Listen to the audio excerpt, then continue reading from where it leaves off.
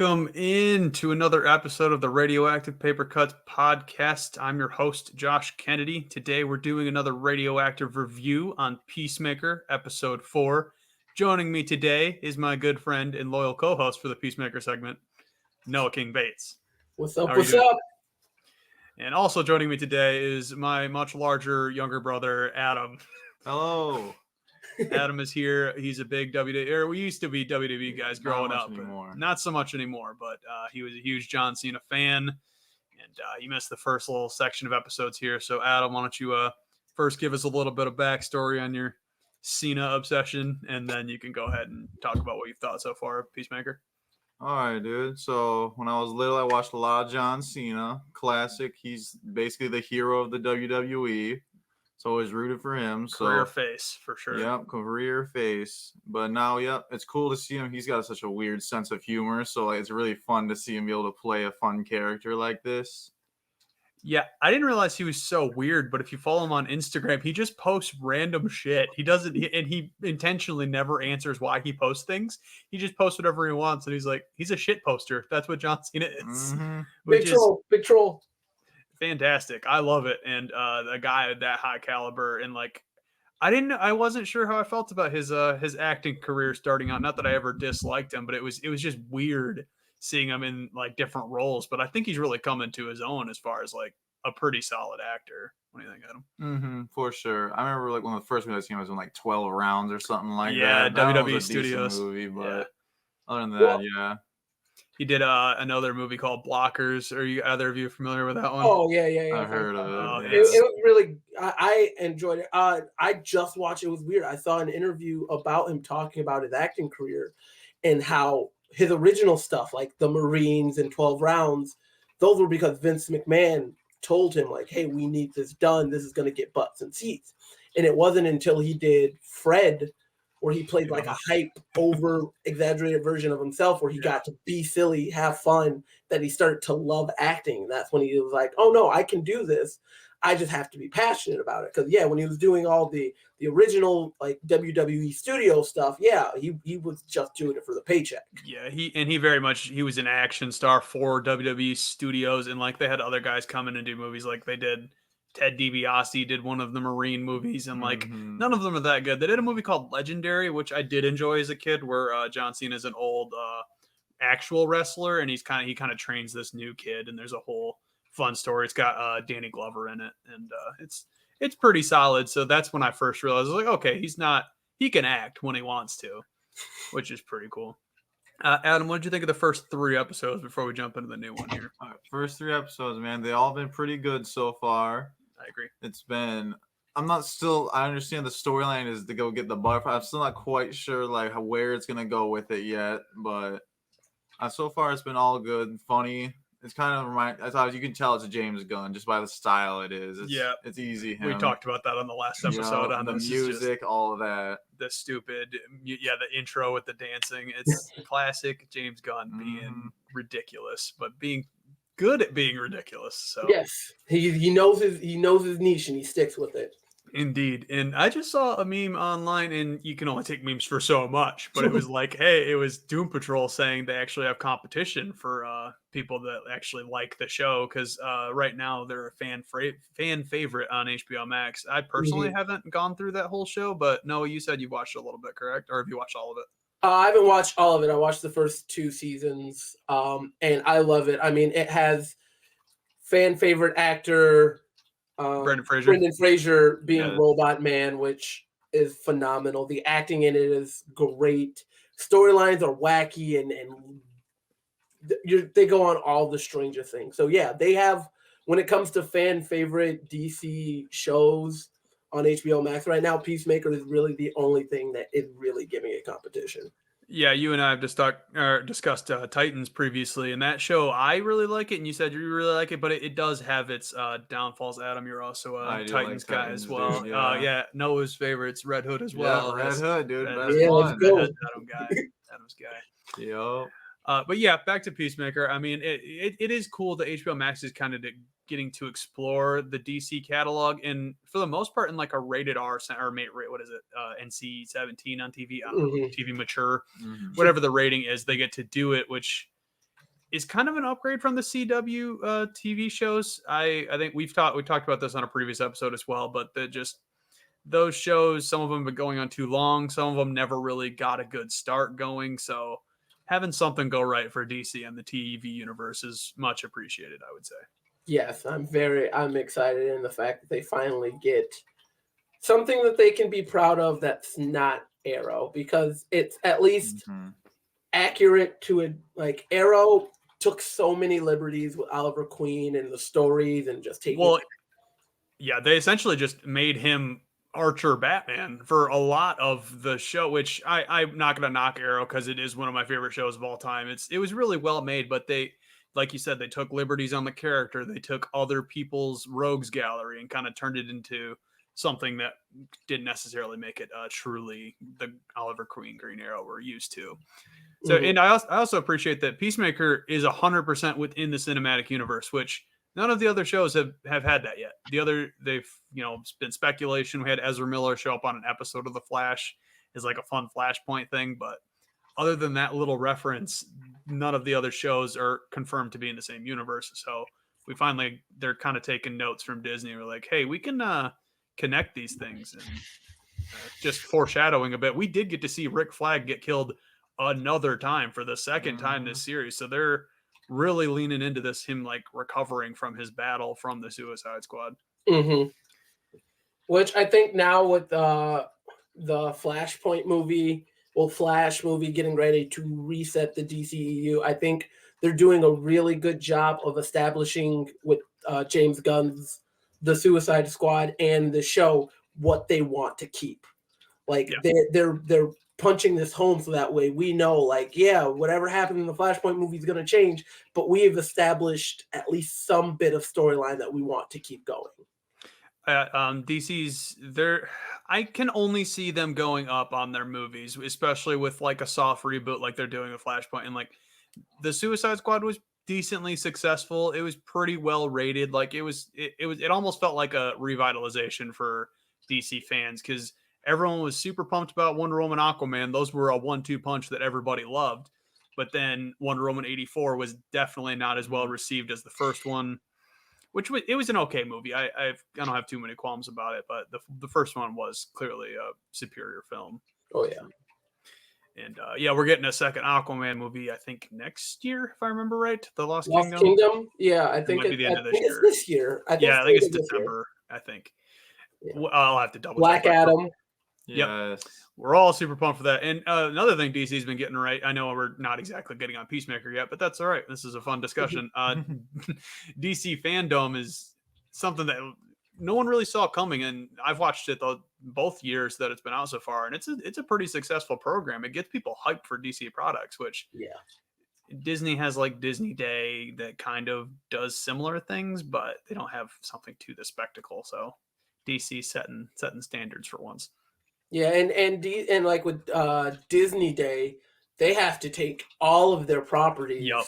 And it's not like a Warner Brothers night or something like that where they take all of Warner Brothers. They like DC fandom. It's purely all DC. For DC comic lovers, and they don't just tackle like, oh, we're doing this movie and this TV show. Like they talk about new storylines in comics. They talk about new overarching, like, oh, this event's happening, the death of the Justice League, like what they're getting ready to do now. Like they bring those things up because it's not just TV and movie. Yeah, that gets you money, that gets you fans quicker, but like, I don't think people understand that real comic book fans or real fandom doesn't just happen from watching something over and over. Exactly, 100%. Feeling it, and I think comic book fans are the truest level of that. We can also be the most toxic at times, but true. You're not going to really find a comic book fan who picks up an issue and then immediately gives up on comics altogether. Yeah. Where if a bad Marvel movie happens, sometimes that stops people from going and seeing another Marvel movie. That stops people from following that train. I've read a lot of bad comics, but it's never made me want to stop reading a comic. I think DC, they're laying a foundation. I think they know that they're not going to be able to compete with Marvel as is right now, but doing things like Fandom, talking about new comic book storylines, and like how they just started Milestone back up. We talked about that a little bit. And I'm really excited for that stuff, and just getting the audience hyped for things that aren't necessarily just another trip to the movies, which can be kind of one of the things that you could call a problem with Marvel. Is just, we talk about it on my Marvel Stuff podcast sometimes, is all the fans, they watch the thing and they want to know what's going to happen next. They almost never take into account how good the film was they just watched. They're like, how does this work for the future of this franchise, which is kind of a detriment to Marvel. So DC doesn't have that problem at the very least. Yeah, at least of right now. And I was reading a post about it not too long ago where like someone made it like the next 5 Marvel movies are sequels. Yeah, True. there aren't. I think the Shang-Chi was its own thing. The Eternals was its own thing, but they are, a lot of them. You're 100% right. It's going to be mostly sequels for at least Disney Marvel. I mean, we're getting Morbius for Sony Marvel, which is a little different. Right, but I mean, because Morbius and stuff like that. So that's right now where DC is going to be able to thrive, and that's where DC can usually thrive in general. Like when you look at the DC comics that people read, it's like, yeah, everyone reads like a Justice League or a Batman, but I mean, people also love Firestorm, Static Shock. There are always DC has more rich characters. I will always believe that. 1,000%. I've been praising that for years, even though I'm part of the Marvel Stuff podcast. I've said a million times I'm a bigger DC fan because I love their characters so much more. Marvel's got, their Mount Rushmore of characters. Obviously, you can't deny that Captain America, Iron Man, Hulk are just huge around the world, and Thor. But DC's got just layers and layers of really well-developed characters, and I think in the end, they're getting a new jumping on point. I think that's an important thing that DC's got going for them.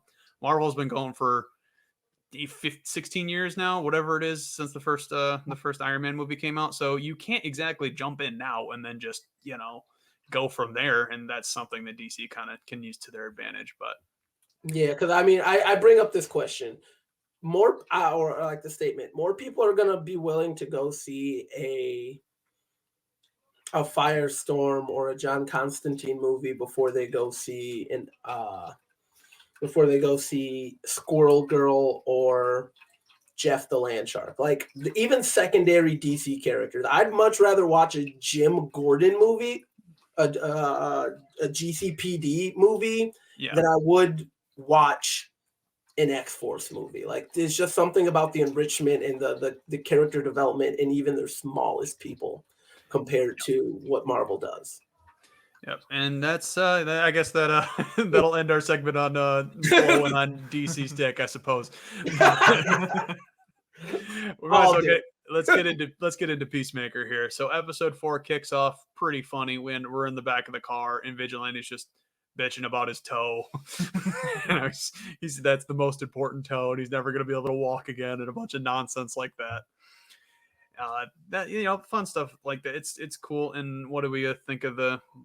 I don't know. It's almost like a cold open for this episode. Yeah. This was a chase heavy episode, and I was digging it. Me too. I like him as a character. He's exactly what we just said. He's a second tertiary character that like people are interested in knowing more about.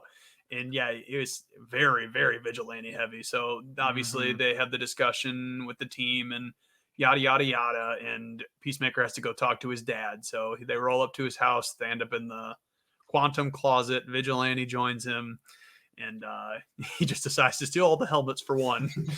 So classic John Cena. You got to see the White Dragon. I was just going to say that the White Dragon outfit reveal was money. It actually looked pretty good, I would say. So, like, I'm a cosplayer, and I have a bunch of like group things that I'm on for like STLs and 3D prints. And someone was like posting about how they wanted, a company called DO3D was like making a White Dragon. And then everyone in the comments were like, yeah, but why would you want to own that? Why are you willing to make that costume? And someone was like, no, it's like I would have it on display. And they're like, yeah, but you know what it stands for. Yeah. It might as well just be a KKK robe, really. And then DO3D decided, like, they made a post where like, hey, we're actually not going to continue making. All right, yeah, my bad. Good. I get what they're going for because there are some pretty brutally terrible comic book villains that people absolutely love. I mean, Joker's body count is much higher than White Dragon's, 100%, but Joker's not racist, so he's got that going for him. He kills everyone. Yeah, Joker's actually made it very clear. Like he was like working with the Red Hood, not the Red Hood, the Red Skull, in like an amalgam thing, and then he figured out that he was a Nazi, and he started beating up the Red Skull. He's like, "Hey, I might be insane, but I'm not a fucking Nazi." I do remember reading that, and that's super funny. One of the funniest stupid conversations that happened in the entire episode is right after they leave the quantum closet, and I think it's right there where they start talking about the duck and the human costume. Yes, it was improv. I was gonna say that it was 1,000% improv. John Cena's just like, how can I sound as fucking dumb as possible and keep it going, but keep a straight face? I am impressed with Adrian Chase's acting ability.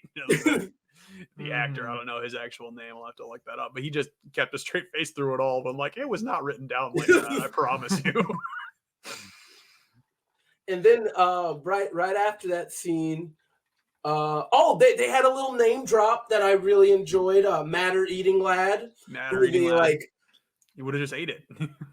Yeah. That's when he reports back to Myrn, right? I think we have one more. I did want to talk about one more thing right when they exit the dad's house. He talks to the old man. Neighbor.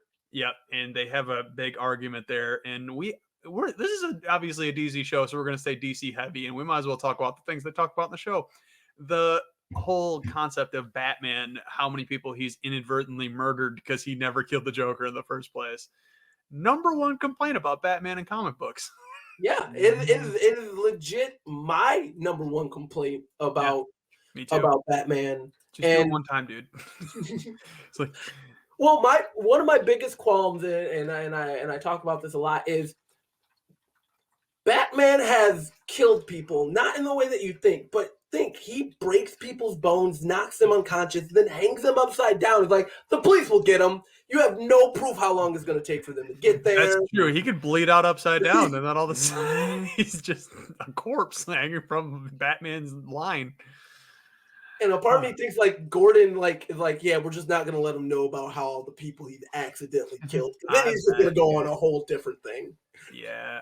Speaking of, well, we're going to do some stuff about the future Batman movie, but that movie's looking more and more hype. And 2 hours and 55-minute runtime. Holy shit. If he doesn't accidentally kill one person, it's not worth it. Facts. Okay, so right after that, he has a conversation with Batman and the Joker. How Batman's a pussy because he won't kill the Joker. Very, very funny conversation. And then they regroup with the task force team, and Myrn kind of pulls him to the side, so you can take it from there, Noah. Yeah. So Myrn taking him from the side, and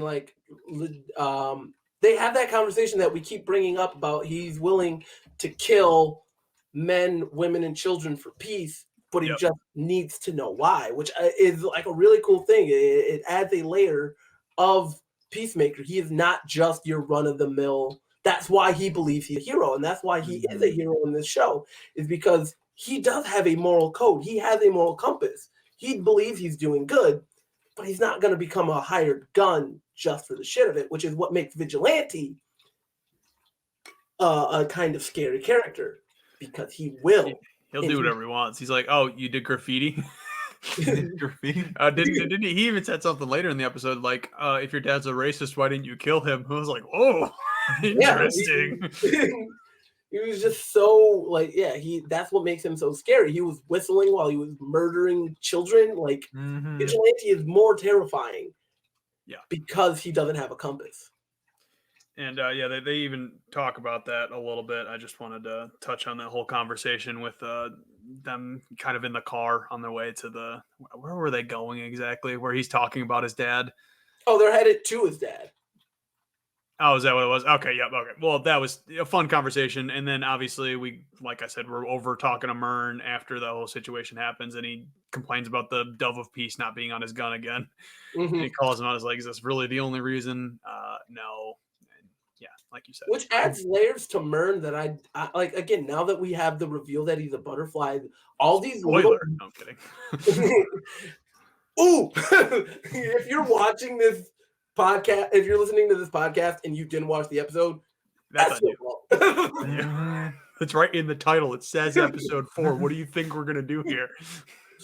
But watching the amount of it almost seems like he's fighting not having emotion, because we saw the family kind of like have emotion and then stop and then continue, like they were doing it for play. He's trying almost like he connects with each of the people so far in a almost emotional way, compared to just being the Mern that we thought he was, which was just stoic soldier who doesn't have any emotion. Like he's trying. He's almost breaking out of the stereotype of what we have for these butterflies.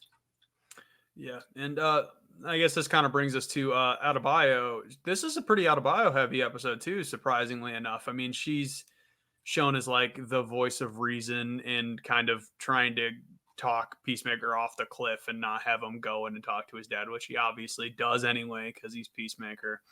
Adam, how you feeling about the character decisions that Peacemaker's been making so far? Is it like just because it's his family that he still decided to do so? And well, what's your opinion on that?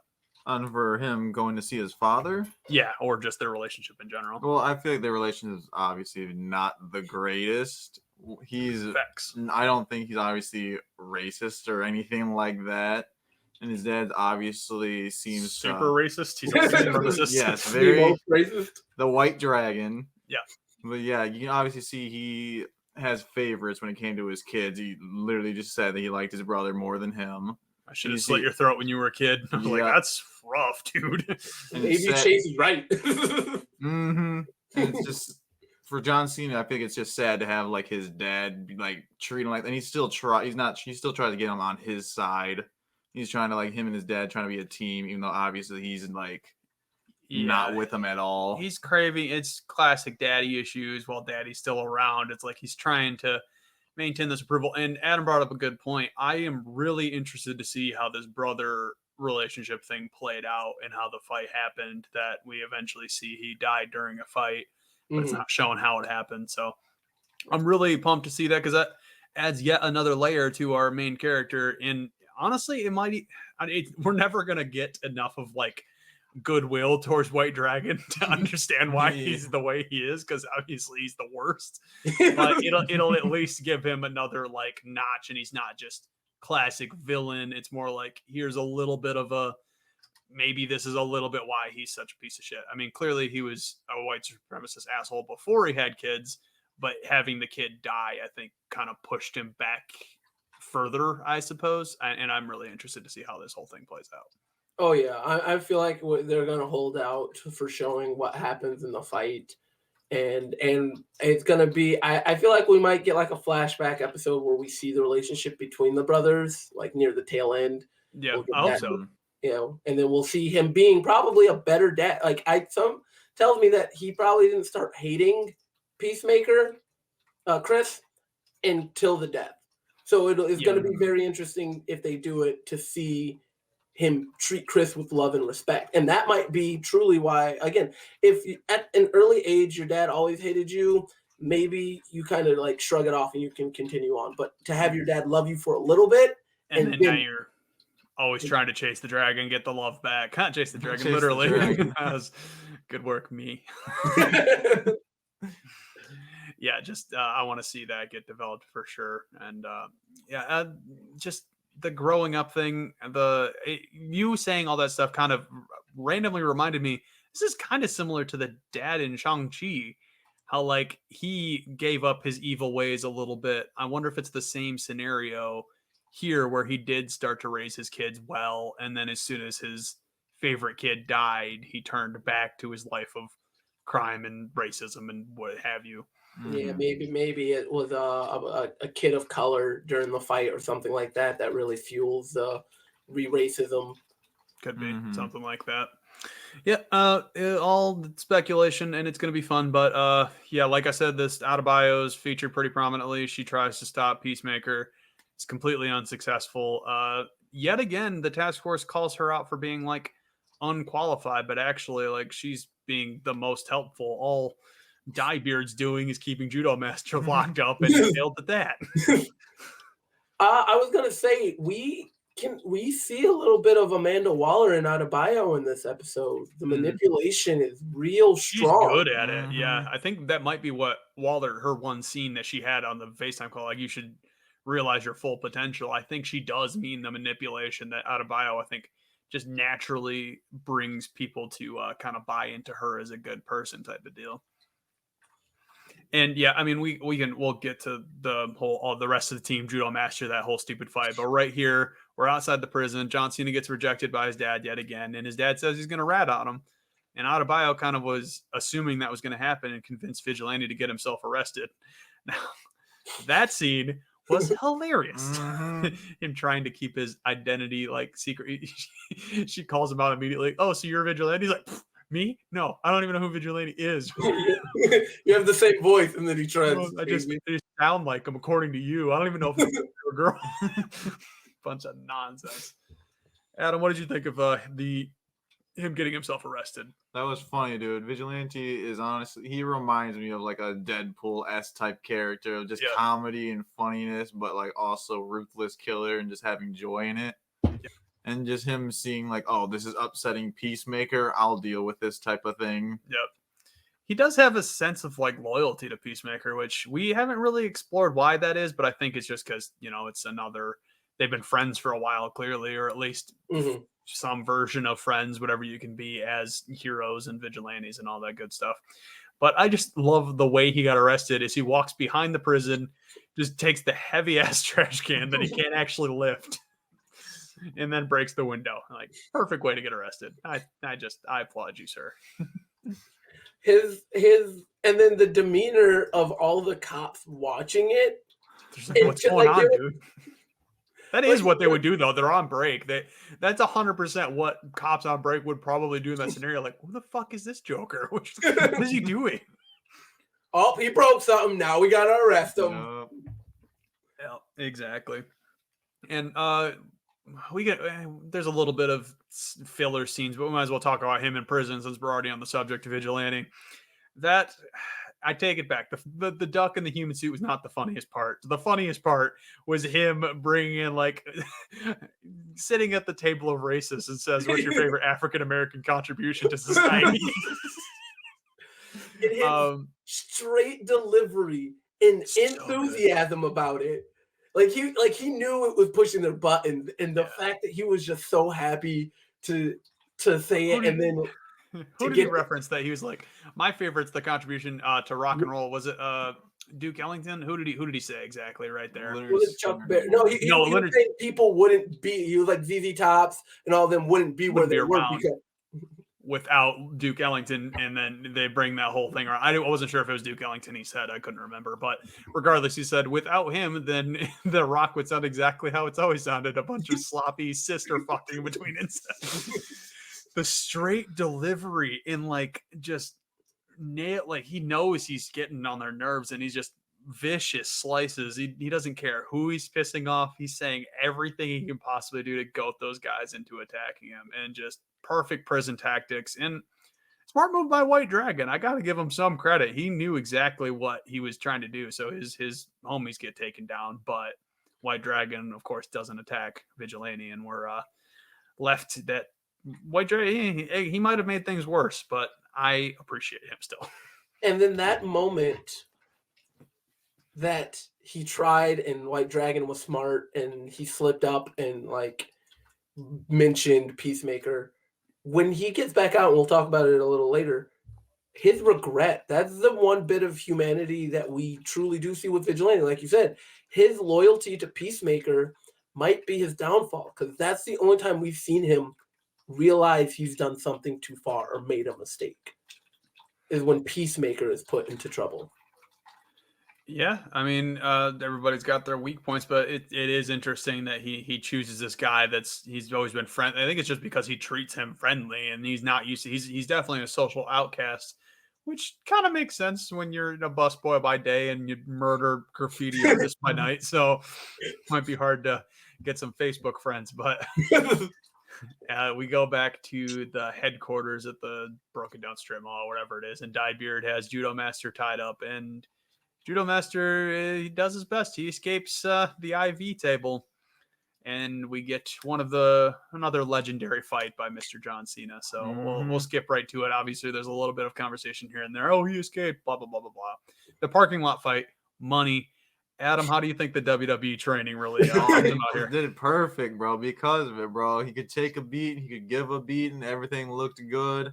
I loved the little insults they threw in there. It was great. It was fight. so funny.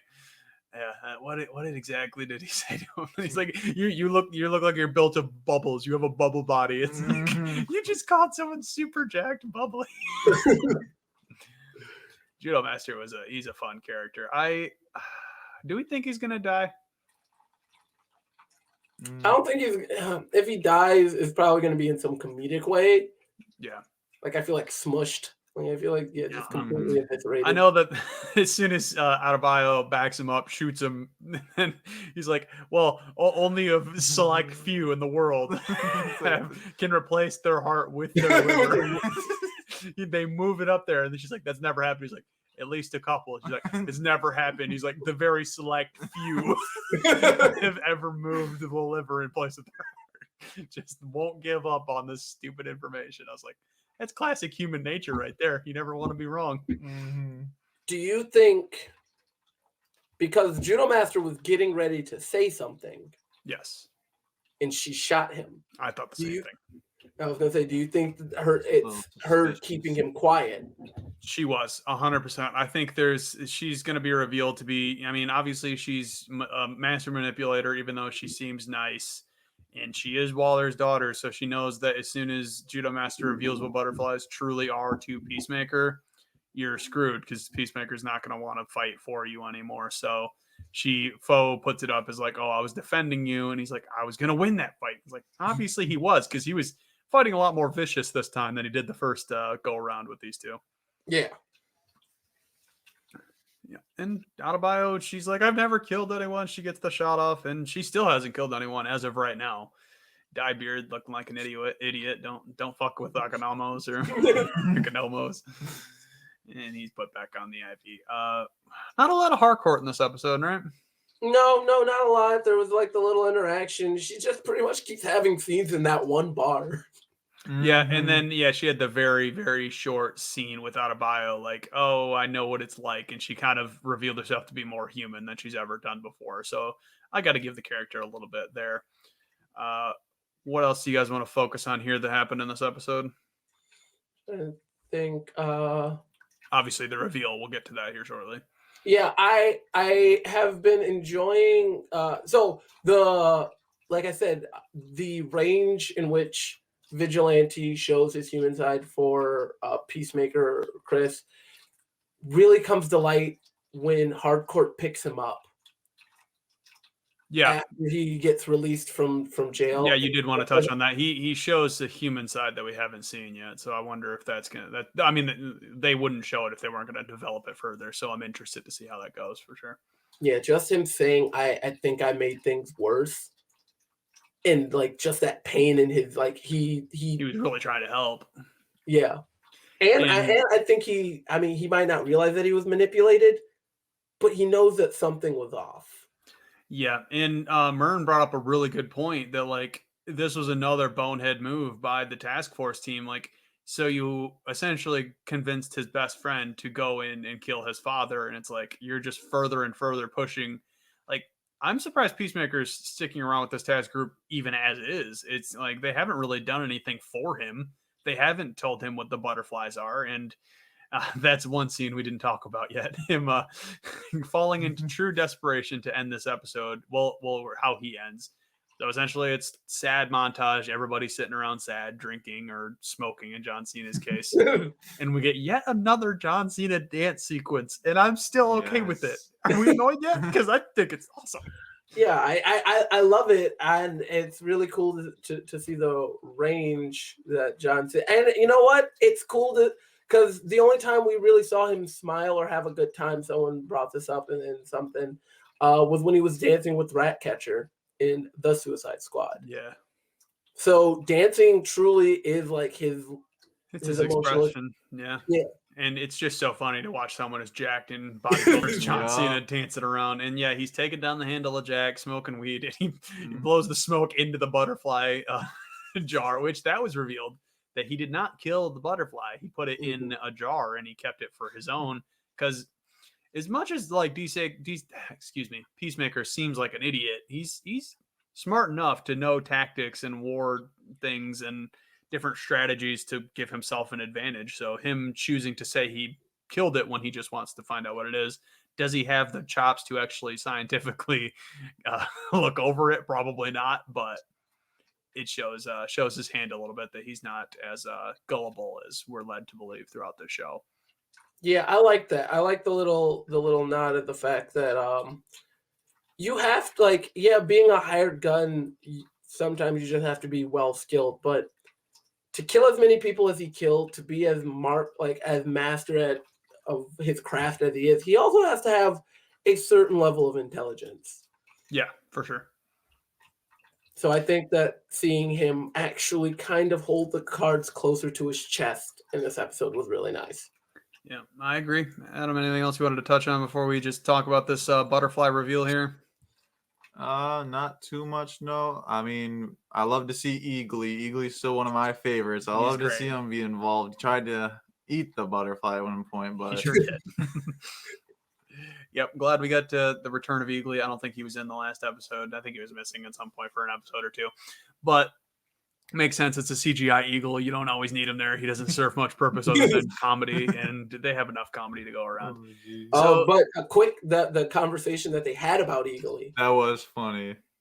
Economics is like, well, Eagly didn't kill you didn't hire Eagly to kill his father. It's like he clearly says Eagly's his best friend. Those little banter arguments might be my favorite thing about this show. Is like they go off on tangents, and this seems like a realistic way, like humans are. It's hard for us to follow a train of thought without thinking of another story, as evidenced by me on this podcast all the time. It's like you always like something reminds you of something else, and then they start talking about it. Like we had a whole thing about the Berenstain Bears in the last little section of episodes. Like why was that conversation not cut? But it's here. Love it. And yes, funny stuff. Glad we're getting all these things going back and forth. Characters, I don't know, they're not growing in those situations. It's more just showing off kind of jokes. Why not? Fleshing out. I mean, it's not growing the character, but it's growing relationships. It shows like what people will and can talk with each other about. Yeah. Which is a small thing, but it also allows you to be like, oh, look, they're friends, or wow, they don't really get along, even with the smallest of conversations. Yep, 100%. And finally, we get the reveal. And I believe Noah called it. I don't know if you did it on the podcast or off the podcast, but you did call that Myrn is indeed a butterfly. I wasn't that surprised. Adam, were you surprised by this reveal? I didn't know about it until he started that phone call right there. Like he was in the room by himself. I was like, all right, this seems a little weird. I don't know why. He just had like a weird demeanor to him as he was on the phone. Other than that, that's all I knew about it. Yeah, that's the thing about shows like this is like Myrn is a new character to this show. So his character traits are established in the show. So we don't know what he was like before. So I think even my counterpoint to you saying he might be a butterfly, I was like, well, he might just be a stern guy maybe, but clearly that's not the case. Revealed as the butterfly, he's got the weird sucker straw thing that eats I don't even know what that crap is, but goo, whatever. I'm assuming. Goo, yeah. And good stuff. Adds another layer to the show. I want to see how this whole thing plays out. Makes a lot more sense why he's not revealing what a butterfly is, because he's kind of, at that point, he'd be I don't know, giving himself up. But I am curious what the point of this task force is then. Do we have any ideas of what exactly they're doing? Because if they're not hunting butterflies necessarily, I mean, they kind of are, some of them. I don't really know what they're doing, because he's a butterfly, so he's kind of a wolf in sheep's clothing, and we're trying to figure out what they're doing here. And is Waller really pulling the strings, or was Myrn taken over after this task force was made, and then that's kind of what's going on here? You guys have any speculation? I think if my next random theory is correct, and they are part of the Reach, and and the scarabs and Jaime and all that, then I think it is kind of a wolf in sheep's clothing type thing. Or it could be the fact of like the higher, like, hey, we won't kill you, but you have to help us find the others, like the other ones type thing. Okay. That I could see something like that, but I don't know. I guess maybe the butterflies aren't that smart, but if you're really making a deal with Amanda Waller and think it's going to work out, like, yeah, you should study up because she does not give a shit about killing people. Mm-hmm. Friends close, enemies closer type thing. Are we going to get another appearance by Viola Davis? I'm curious. I think near the end, I think we might get another phone call between her and Adebayo, or even between her and Myrn. Yeah, I could see that. But yeah, that kind of wraps up the episode. A lot of it's more speculation at that point. But like you said, I am curious to see if it's related to the Scarab. I guess that could make some sense because we are getting a Blue Beetle movie in a couple years. I think we're a little outside the window, but could see something like that. And that the threesome credit scene where the girl and like he's messing with the thing and it turns into like the weird pod. Oh yeah, we haven't seen again. Yeah, oh man, good point. I kind of forgot about that plot point where like he killed that last one. Yeah, the obelisk with and then it turned into what looks like a giant scarab. It does. I think your theory might have some bearings. It also, I stick by, if it's not that, then it could be something related to Starro because that directly relates to the Suicide Squad movie. Same idea, mind controlling alien type of deal. Mm-hmm. Adam, which way are you leaning out of those Honestly, two? I have no clue. I don't know much about the storyline. I'm just here for the ride and see how it goes. Yeah, this is Adam's joining on with a couple of just major DC deviants, if you will. Adam is a superhero fan, but he's not quite as deep as Noah. Not as many side characters. Yeah, and fully understandable. We understand that we are ridiculous. We are a special breed. That's one way to put it. Now, any final thoughts from either of you? No, I'm all good. No, yeah, I think I got all I needed to say. Oh, did you watch it wasn't really an after credit, but after the credits, it was just slightly just the extension of the duck scene. Yes, I sure did. That's what it was funnier was when he kept going with it because I think the first part, like you said, it was ad-libbed, but then he kept going in the deleted scene or whatever. Hilarious. Yeah, that's one thing to note if you're listening to this podcast and you haven't noticed yet. I know the credits can seem long, but it's on HBO Max, so just skip them. They've almost every episode they've had a couple second scene at the very end, so check it out. And that wraps it up for this episode of Radioactive Paper Cuts. Thank you, Noah. Thank you, Adam, for joining. I'll try and get you both back on next week for episode 5 and for further projects. And to the audience out there, thank you for listening. Rate us 5 stars. Listen to the Marvel Stuff Podcast.